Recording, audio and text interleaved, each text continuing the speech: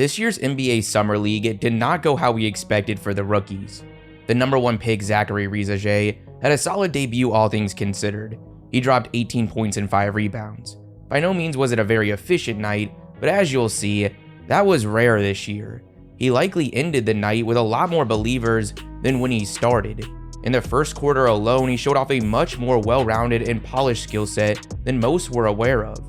A left-handed finish in the pick and roll. Screen, lefty hook is good. A corner catch and shoot 3. Pass to the corner. That is a slick dime. Early in the second half, he takes it coast to coast for the slam. No, but that wasn't. Then a spin move attacking the rim and the finish. A step back jumper from distance. And potential Risacher launching the 3. Hits bottom. There's no question this was an impressive debut that opened the eyes of many, especially when it comes to his potential ceiling at the NBA level. Now, he would only play one more game after that, where things didn't go quite as well. He dropped 11 points against the Spurs, going just 4 for 12 from the field. But going back to that matchup between the Hawks and Wizards, we also saw the second overall pick, Alex Sarr.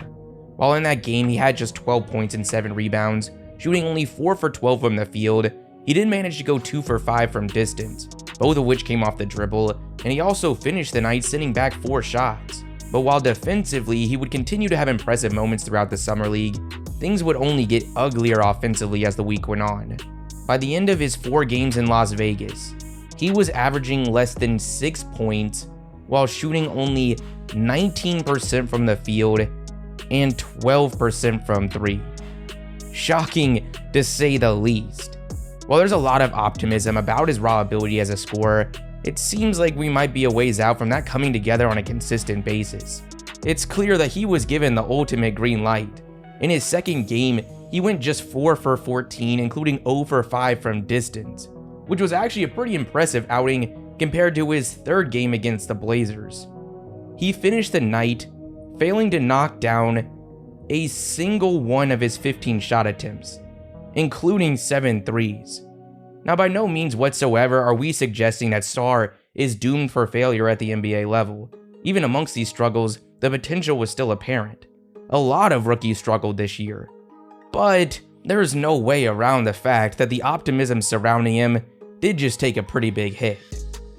Now, amongst the top picks in this draft, the most impressive Summer League undoubtedly belongs to the 3rd overall pick to the Rockets, Sheppard. Across the 4 games, he averaged 20 points, 5 rebounds, and 5 assists. By the end of even just his first game against the Lakers, he had pretty much everyone sold. The excitement really started in the second quarter, and just got more impressive as the game went on. With a logo 3. I say that to him during the year. Oh, wow. He went mixtape. Robinson flipped the script out on that one. Sheppard. Then the success carried over into his second game against the Wizards, where he dropped 22 points. What's really crazy about his Summer League is across his 4 games, he shot only 28% from 3, something that no one in their right mind has any concerns about when it comes to Sheppard. So for him to look this impressive as a scorer tells you a lot.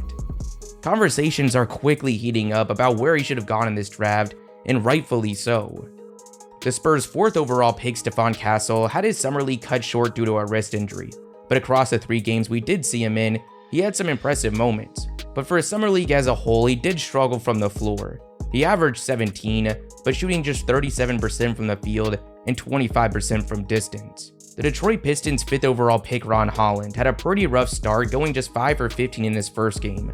But it was promising to see that he improved with each outing and finished the Summer League with a 23-point outing against the Jazz, where he shot 9 for 17 from the field.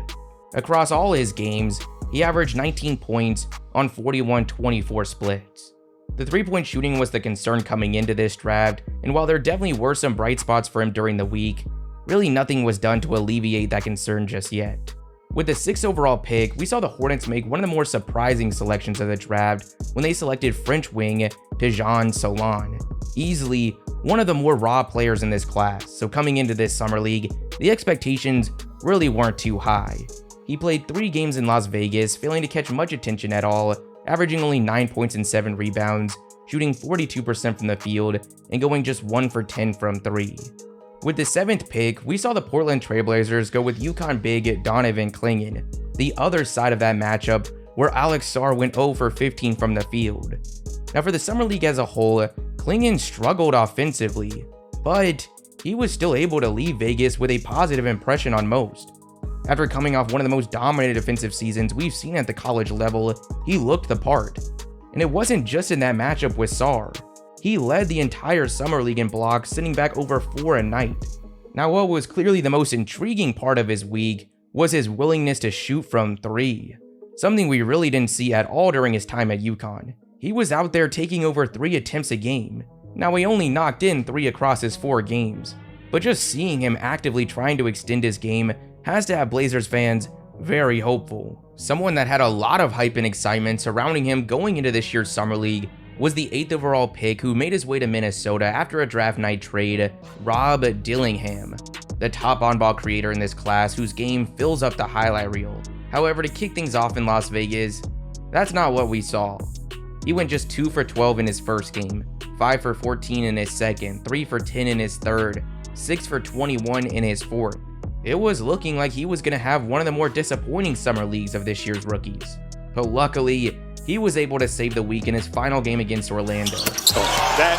He ended up putting together one of the top individual performances of anyone this year, dropping 25 points, going 11 for 18 from the field, and 3 for 7 from 3. Orlando the turnover, Dillingham's 3 is through. On top of that, he also dished out 12 assists. Lob and a finish by Miller. The Grizzlies' 9th overall pick in the draft, Edey, is who I was easily most intrigued to see play in this year's Summer League.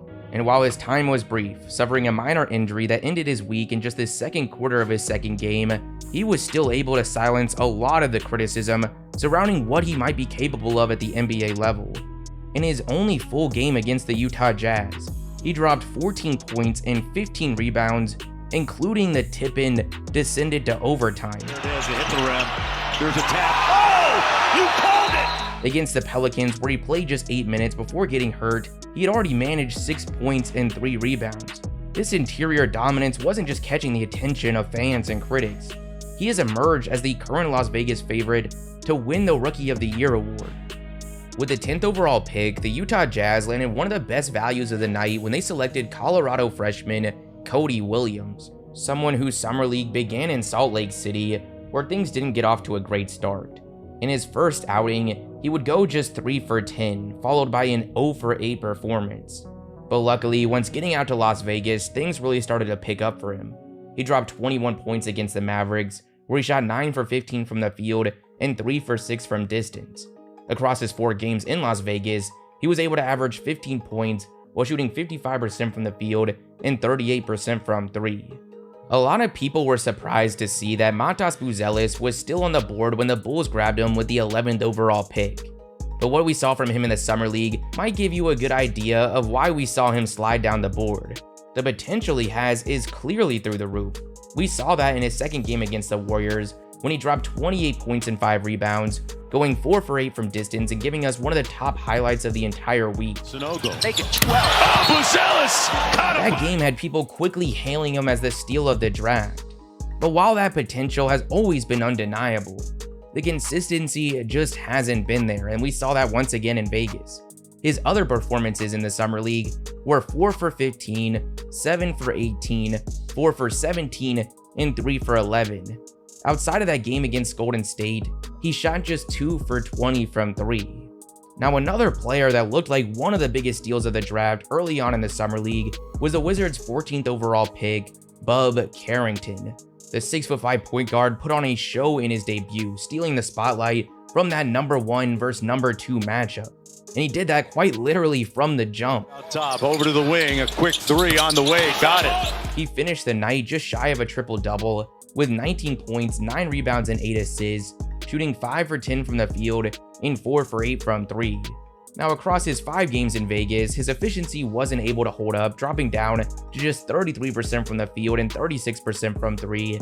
But Summer League is more about the eye test than anything, and Carrington was able to pass that with flying colors. At 15, we saw the Miami Heat select Indiana 7-footer Kel'el Ware, who put together a really solid Summer League all things considered. Across 7 games, he averaged 18 points, 8 rebounds, and 2 blocks. His offensive game right now is pretty limited, but he's dominant at the rim, especially as a lob threat, Just in the game against Dallas alone, he was on the receiving end of 4 lobs. It'll be interesting to see what plans Miami has for Ware, given how solid he's looked early and the presence of Bam Adebayo. At 16, the 76ers selected someone that was just 2 days into college, Jared McCain. Someone that really struggled to find any rhythm whatsoever throughout a pretty lengthy summer league campaign of 8 games. He ended up averaging only 12 points and 2 assists, shooting less than 29% from the field and 26% from 3. Maybe more concerning was just how consistent these struggles were. He went 6 for 15 in his first outing, 3 for 10 in the next, 1 for 9 in the next, 4 for 14 in the next, then 3 for 16, 5 for 16, and 3 for 13. There's really no way around the fact that this is up there with one of the worst summer league runs we've ever seen. Now with that said, there is definitely still plenty of reason to be hopeful for his future in the league. But right now, it does have to be pretty tough for Philly fans seeing what Dalton Knecht is doing, the very next selection to come off the board on draft night. Knecht had a pretty slow start in the California Summer League, as he went just 3 for 12 in his first game, then 3 for 13 in his second. But once getting to Vegas, he really started to heat up and stood out amongst most of the rookies. There he averaged 21 points and 5 rebounds, shooting 39% from 3 while taking nearly 8 attempts a game. I'm starting to think that there might be a major shift in the evaluation process of these prospects going forward. The failures of names like Jimmer Fredette, Trey Burke, and Jahlil Okafor have caused many to factor in production less and less and less. To some degree, this has been justified, but it might have gone too far, at least if the early success of guys like Zach Edey, Reed Sheppard, and Dalton Knecht is any indication. Tristan da Silva, the 18th overall pick by the Magic, is just another example. As a prospect, he checks all the boxes. 6'8" with a 7-foot wingspan, a really solid defender, coming off a season that he averaged 16, 5, and 2, shooting with 49-40 splits. Pretty much everything you look for in a prospect, but he slides down the board because he's coming into the draft at 23 years old. Something that, based on what we saw this past week, looks like a mistake. In Las Vegas, he averaged 18 points, 5 rebounds, and 3 assists, shooting 61% from the field and 59% from 3. With how badly Orlando needed to bring in spacing, he's got a very solid chance to be a big part of the rotation immediately. At 19, the Toronto Raptors selected Ja'Kobe Walter, someone that as a freshman at Baylor came out of the gates on fire and quickly emerged as a likely top selection in the draft. However, he had some pretty serious struggles in the second half of the year, which caused him to slip down the board relatively quickly. The upside is still clearly there, but for Walter, those late season struggles seem to have bled over into the summer league.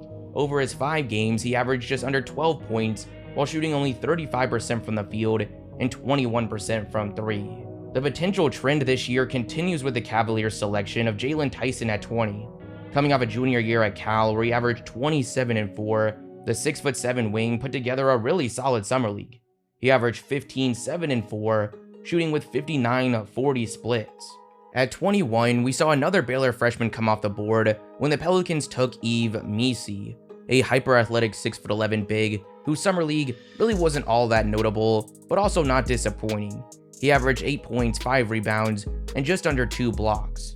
We saw the worst case scenario happen for this year's 20th overall pick to the Nuggets, DaRon Holmes, someone who was coming off a dominant junior season at Dayton and was aggressively targeted by Denver, who were desperately seeking depth in their frontcourt. His summer league debut started off really promising. He dropped 11 points, knocking down all 3 of his shots from distance. But unfortunately, he would end up suffering a torn Achilles, easily the most feared injury in the sport. He'll almost certainly miss the 2025 season, but hopefully, he's able to eventually return to form. One of the more head-scratching decisions on draft night was the Bucks selecting AJ Johnson with the 23rd overall pick. But it was weird to see a team with all their chips pushed into the middle go with someone that's coming off averaging less than 3 points in the Australian NBL. As far as his summer league goes, it was up and down to say the least. Depending on what game you caught, you probably have a completely different perception of him. In his 3rd game against the Clippers, he was dominating out in transition, finishing with 22 points, going 9 for 18 from the field. One of the better rookie performances of the week. But just 2 games later, he also managed one of the worst. In only 15 minutes against the Wizards, he managed to get up 12 shots, not making a single one of them. At 24, the Wizards made their third selection of the night, where they took Miami 6'8" freshman sharpshooter Keyshawn George, someone that looked the part in Vegas. While he averaged just 9 points over his 5 games, a majority of that came from distance, where he was shooting 48%. The 25th pick to the Knicks, French forward Bacom Dadier, really struggled to get anything going this week.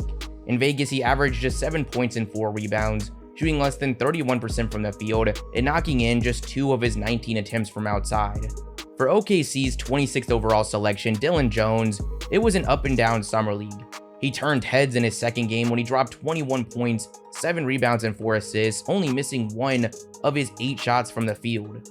Unfortunately, however, he did follow that up with some rough 2 for 11 and 4 for 14 performances. But overall, he was still able to leave a pretty positive impression on most this week. His combination of positional flexibility and playmaking should allow him to seamlessly fit in with this young OKC group. At 27, the Minnesota Timberwolves were able to grab Shannon Jr, someone that this past year was in the conversation for the best player in college basketball. Without some stuff off the court, which I have no interest in getting into on here, he would have likely gone much earlier in the draft, and he showed that in the Summer League. He suffered a toe injury in his 4th game, but up until that point, he was really impressing. He really didn't show anything from outside, but he was blowing by defenders with ease and consistently getting to the line. In those 3 games, he averaged 17 points, shooting 60% from the field. The 28th overall pick to the Suns was Virginia defensive specialist Ryan Dunn, someone that continued to impress on that end in Las Vegas. Playing out on the wing, he was able to average over a block and a steal a game. Offensively, however, things didn't go nearly as well. He averaged less than 6 points in his 4 games, shooting only 34% from the field and making just 1 of his 13 3-point attempts. Almost everyone was shocked to see that the Utah Jazz were able to get Isaiah Collier with the 29th overall pick in this year's draft. He was the top-ranked player coming out of high school, and early on in the college season it emerged as one of the favorites to go number 1. Obviously, things went pretty downhill after that, but getting him at 29 seemed like absurd value. It really wouldn't have been that surprising to see him come out in the Summer League and already look like the steal of the draft. Now, while that didn't quite happen, it was still an okay stretch for him, all things considered. He averaged 12 points, 4 assists, and over 2 steals across his 7 games, shooting 45% from the field. The last selection of the first round was made by the reigning champion Boston Celtics, who selected Creighton's Baylor Scheierman. Scheierman was one of the top shooters in the country this past season, averaging 19 points, shooting 38% from 3 on over 8 3-point attempts a game.